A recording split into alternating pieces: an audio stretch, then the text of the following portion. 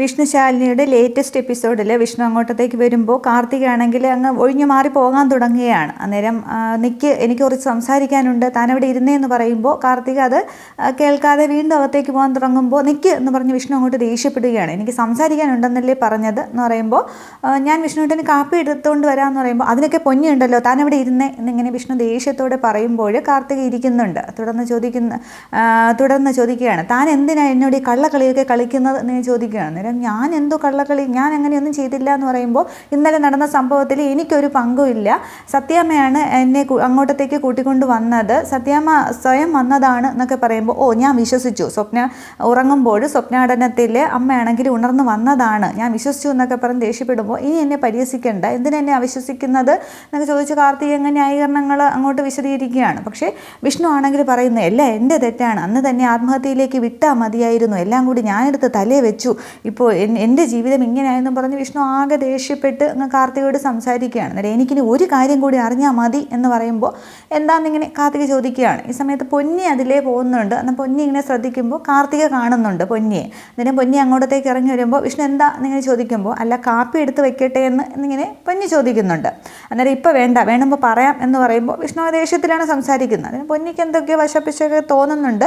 പക്ഷേ പൊന്നി അങ്ങ് അകത്തേക്ക് കയറി പോകുന്നുണ്ട്. തുടർന്ന് വിഷ്ണു ചുറ്റും നോക്കിയിട്ട് തന്നോട് സംസാരിച്ച് തീർന്നില്ല, താനൊന്ന് പുറത്തേക്ക് വന്നേ എന്നിങ്ങനെ ദേഷ്യപ്പെട്ട് പറഞ്ഞിട്ട് വിഷ്ണു അങ്ങോട്ട് മുന്നോട്ട് നടന്നിട്ട് പിന്നെ സോപാനത്തിൻ്റെ സൈഡിലേക്ക് നിൽക്കുന്നുണ്ട് മുറ്റത്ത്. അന്നേരം കാർത്തികയും പിറകെ ചെല്ലുകയാണ്. അപ്പോൾ തുടർന്ന് പറയുന്നുണ്ട് ഹർഷൻ എപ്പോൾ വരും എന്നിങ്ങനെ ചോദിക്കുകയാണ്. അന്നേരം അതൊന്നും പറഞ്ഞ് കാർത്തിക അങ്ങോട്ട് വിൽക്കുന്നുണ്ട്. അന്ന് വന്ന ആ കൊറിയറിലെ ഫോട്ടോയാണ് അന്നേരം കാർത്തികയുടെ മനസ്സിലൂടെ ഓടുന്നത്. അന്നേരം എപ്പോൾ വരും എന്നിങ്ങനെ ചോദിക്കുമ്പോഴും അതെനിക്കറിയില്ല, 3-4 ദിവസമായിട്ട് ഫോൺ വിളിച്ചിട്ട് എടുക്കുന്നില്ല, ഇനി വല്ല അസുഖവും മറ്റോ ആണോ എന്നിങ്ങനെ കാർത്തിക പറയുമ്പോൾ അയാളുടെ അസുഖം എൻ്റെ മുന്നിൽ നിൽക്കുകയില്ലേ, ഞാനെടുത്ത് തലേ കയറ്റി വെച്ചിരിക്കുകയില്ലേ, വയ്യാത്ത വേദിക്കാണ് ഞാൻ പോയത്, അന്ന് രക്ഷിക്കണ്ടായിരുന്നു, ഒരു നിമിഷത്തിൽ കല്യാണ നാടകം 2 ആഴ്ചത്തെ സമയം എന്നൊക്കെ താൻ പറഞ്ഞപ്പോൾ ഞാനതങ്ങോട്ട് അനുവദിച്ചതാണ്, അതിൻ്റെ ഒന്നും യാതൊരു ആവശ്യമില്ലായിരുന്നു എന്നിങ്ങനെ അങ്ങ് വിഷ്ണു പറയുമ്പോൾ കാർത്തിക പറയുന്നുണ്ട് മതി വിഷ്ണു ഏട്ടാ, ഇപ്പോൾ എന്നെ എന്തിനാണ് അവിശ്വസിക്കുന്നത്, മുമ്പ് ഇങ്ങനെയൊന്നും അല്ലായിരുന്നല്ലോ എന്ന് പറയുമ്പോൾ ഇന്നലെ നടന്ന സംഭവത്തിൽ എനിക്കൊരു പങ്കുമില്ല, സത്യാമ്മ തന്നെയാണ് വന്നത്, ഞാൻ യാദൃശികമായിട്ട് വന്നതാണ്, നിങ്ങളിവിടെ ഒരുമിച്ചുണ്ടാകുമെന്ന് ഞാൻ പ്രതീക്ഷിച്ചില്ല, എങ്കിൽ പിന്നെ ഞാൻ എങ്ങോട്ട് വരുമോ എന്നിങ്ങനെ ചോദിക്കാൻ വരും, മതി നിർത്ത് എന്നും പറഞ്ഞ് വിഷ്ണു ഇങ്ങനെ കൈയൊക്കെ കാണിക്കുകയാണ്. അതുകൊണ്ട് പറയുന്നുണ്ട് ആര് കാരണമായാലും എൻ്റെ ശാലിനിയുടെ കണ്ണ് നിറഞ്ഞാൽ അതെനിക്ക് സഹിക്കാനായിട്ട് പറ്റില്ല, അതുകൊണ്ട് ശാലിനിയോട് കൂടുതൽ മുഷിച്ചിൽ നിന്നും പോണ്ട, നമ്മൾ തുടങ്ങി വെച്ച നാടകം അവസാനിപ്പിക്കാറായി, അതിന് കത്തൻ വീഴാറായി,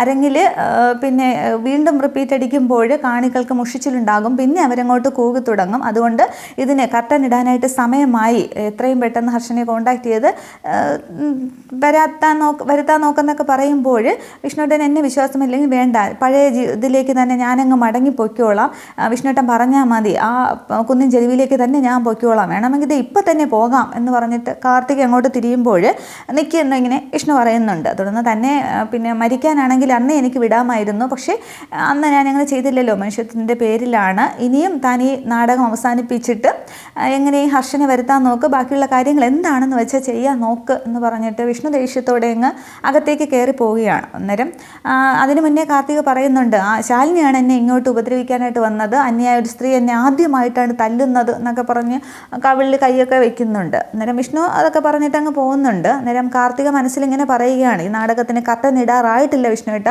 അവളെൻ്റെ കവളത്ത് തന്ന അടിക്ക് പകരമായിട്ട് അവളെ നെഞ്ചിൽ തന്നെ ഞാൻ ഇതിൻ്റെ പകരം കൊടുക്കും, നിങ്ങളുടെ നായികയുണ്ടല്ലോ ശാലിനി, അവളെ ഞാൻ കരയിക്കും, ഇത് കാർത്തികയാണ്, കത്തി ചാമ്പലാക്കിയിട്ടേ ഞാൻ പിന്മാറൂ എന്നൊക്കെ പറഞ്ഞ് കാർത്തിക മനസ്സിലിങ്ങനെ ഓരോന്ന് പറഞ്ഞ് കവളും തടവി ഇങ്ങനെ അവിടെ നിൽക്കുകയാണ്. തുടർന്ന് കാർത്തികയാണെങ്കിൽ മുകളിലത്തെ ബാൽക്കണിയിൽ നിന്നിട്ട് ഈ വിഷ്ണു പറഞ്ഞതൊക്കെ ഓർത്ത ശേഷം മധുസിയെ ഫോൺ വിളിക്കുന്നുണ്ട്. അന്നേരം ഞാൻ കാർത്തികയാണെന്ന് പറയുമ്പോൾ എൻ്റേത് അത്ര മോശം ഫോണൊന്നുമല്ല, നിൻ്റെ പേര് കാർത്തികയാണെന്നുള്ളതൊക്കെ ഇതിൽ എഴുതി കാണിക്കും, നീ വിളിച്ച കാര്യം എന്ന് പറയുകയാണ്. തുടർന്ന് കാർത്തികയാണെങ്കിൽ ഇപ്പോഴത്തെ പ്രശ്നം വിഷ്ണുവേട്ടൻ തന്നെയാണെന്ന് പറഞ്ഞിട്ട് വിഷ്ണു ദേഷ്യപ്പെട്ടതും അവിടെ ഉണ്ടായ സംഭവങ്ങളൊക്കെ മധുശ്രീയോട് പറയുകയാണ്. അന്നേരം ഇത് വെറും സിമ്പിളാണ്, വിഷ്ണുവിനെ അവളോടൊപ്പം ചെലവഴിക്കാൻ കിട്ടിയ ഒരു അവസരം നീയായിട്ട് പാഴാക്കി, അതിൻ്റെ ഒരു ഫ്രസ്ട്രേഷൻ മാത്രമാണ്, അതുകൊണ്ട് റിയാക്ട് ചെയ്തതാണ്. ഇപ്പോൾ ഉണ്ടാകുന്ന ചെറിയ തട്ടലും മുട്ടലും ഒന്നും വകവയ്ക്കാതെ നീ അങ്ങോട്ട് പ്രൊസീഡ് ചെയ്യാൻ നോക്ക്, ബാക്കി നമുക്ക് വരുന്നിടത്ത് വെച്ച് കാണാം എന്ന് പറയുകയാണ്. എന്താ അതുപോലെയും ചോദിക്കുമ്പോൾ അത് മതിയെന്ന് ഇങ്ങനെ കാർത്തിക പറയുന്നുണ്ട്. ഈ സമയത്ത് ശാലിനി ആണെങ്കിൽ അകത്തുകൂടി വരുമ്പോൾ കാർത്തിക ഇങ്ങനെ വെളിയിൽ നിന്ന് ഫോൺ ചെയ്യുന്ന കാണുന്നുണ്ട്.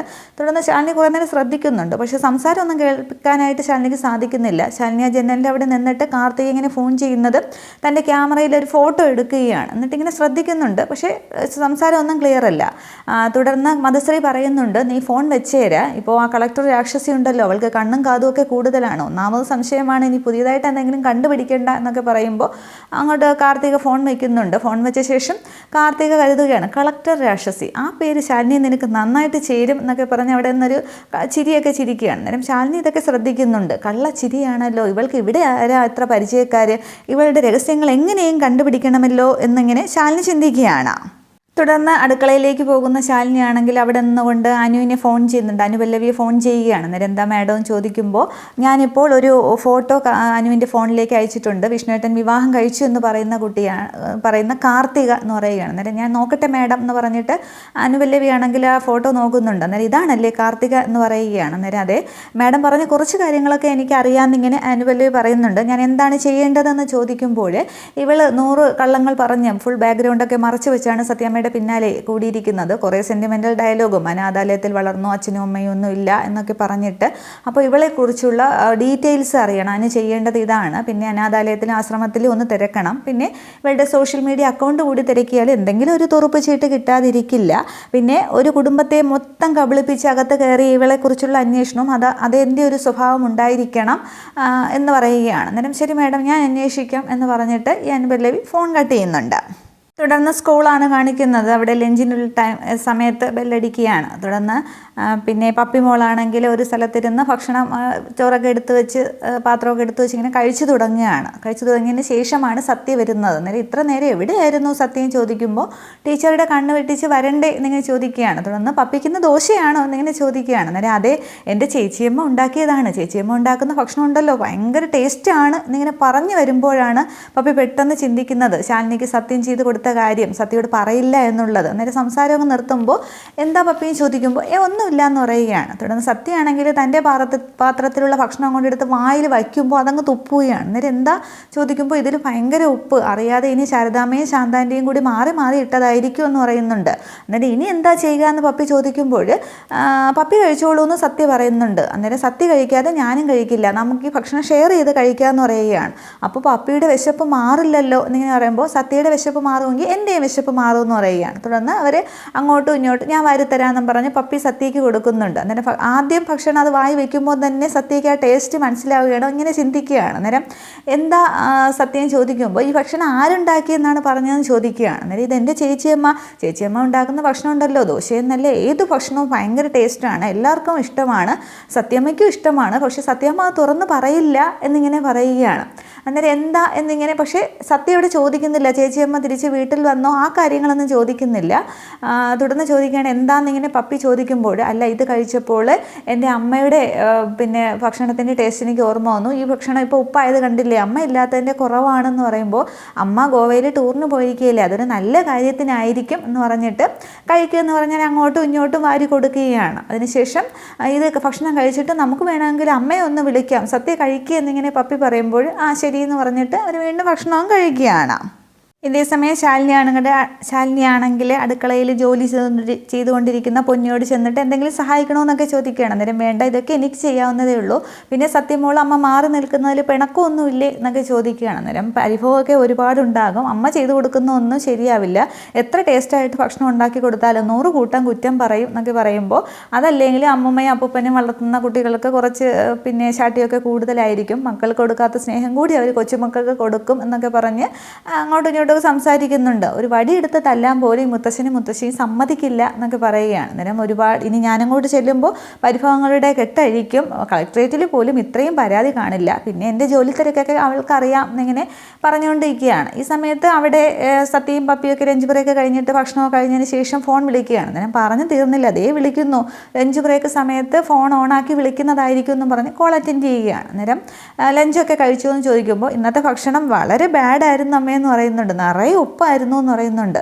അന്നേരം അയ്യോ പിന്നെ എന്ത് ചെയ്തു എന്ന് ചോദിക്കുമ്പോൾ എൻ്റെ ബെസ്റ്റ് ഫ്രണ്ട് ഉണ്ടായിരുന്നത് കൊണ്ട് പട്ടിണിയായില്ല എന്ന് പറയുകയാണ്. അന്നേരം ആര് പപ്പിയോ എന്നിങ്ങനെ ശാലിനി ചോദിക്കുകയാണ്. പൊന്നി ഇതൊക്കെ ശ്രദ്ധിക്കുകയാണ്. അന്നേരം അല്ലാതെ പിന്നെ ആരാ എന്നിങ്ങനെ സത്യ പറയുമ്പോൾ ഫോൺ സ്പീക്കറിലിടാം സത്യ എന്നിങ്ങനെ പപ്പി പറയുകയാണ്. തുടർന്ന് സ്പീക്കറിൽ ഫോൺ ഇടുന്നുണ്ട്. അന്നേരം ആ പപ്പി മോളെ എന്നിങ്ങനെ ശാലിനി വിളിക്കുമ്പോൾ ആ ചേച്ചിയമ്മ എന്നിങ്ങനെ പെട്ടെന്ന് പപ്പി അങ്ങ് വിളിക്കുകയാണ്. പക്ഷേ പെട്ടെന്ന് പപ്പിക്ക് പരിസരം ഓർമ്മ വരികയാണ്. എന്നിട്ട് അന്തം വിട്ട് ഇങ്ങനെ സത്യയെ നോക്കുന്നു. സത്യ ഇങ്ങനെ പപ്പിയെ തന്നെ ശ്രദ്ധിക്കുകയാണ്. ശാലിനി ഇങ്ങനെ അന്തം വിട്ട് ഫോണും കൊണ്ട് നിൽക്കുകയാണ്. ഇത്രയുമാണ് എപ്പിസോഡിൽ കാണിക്കുന്നത്. അപ്പോൾ ഇനി പപ്പി എന്തെങ്കിലും കള്ളം പറയുമായിരിക്കും സത്യയോട്. പക്ഷേ സത്യയ്ക്ക് എന്തൊക്കെയോ സംശയങ്ങളൊക്കെ ശ്രദ്ധിക്കുന്നുണ്ട്. ഭക്ഷണം കഴിച്ചപ്പോഴും ചേച്ചിയമ്മയെക്കുറിച്ച് പറഞ്ഞപ്പോഴും ഒക്കെ സത്യ നന്നായിട്ട് ശ്രദ്ധിക്കുന്നുണ്ടായിരുന്നു. ഇനി എന്താകും എന്നുള്ളത് അടുത്ത എപ്പിസോഡ് വരുമ്പോഴത്തേക്ക് കാണാം. Okay, thank you.